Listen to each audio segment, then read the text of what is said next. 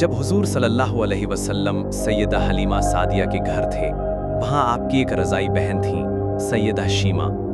शाम को मोहल्ले की बच्चियाँ अपने भाइयों को उठाकर बाहर लाती थीं और कहती, मेरे भाई जैसा कोई नहीं। लेकिन जब शीमा हुजूर सल्लल्लाहु अलैहि वसल्लम को उठाकर लाती थीं, सब कहती, तुम्हारे भाई का मुकाबला कोई नहीं कर सकता। शीमा मोहब्बत से आप सल्लल्लाहु अलैहि वसल्लम को गोद में लेकर झूलती और लोरी सुनाती, ऐ अल्लाह, मेरे भाई मोहम्मद को सलामत रख। आज ये बच्चों के सरदार हैं, कल जवानों के सरदार होंगे।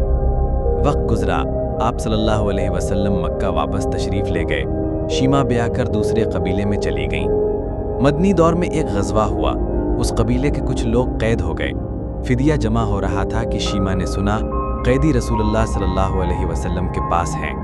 उन्होंने कहा, रकम ना जमा करो, मुझे अपने भाई के पास ले चलो। मदीना पहुंची तो सहाबा पहरा दे रहे थे।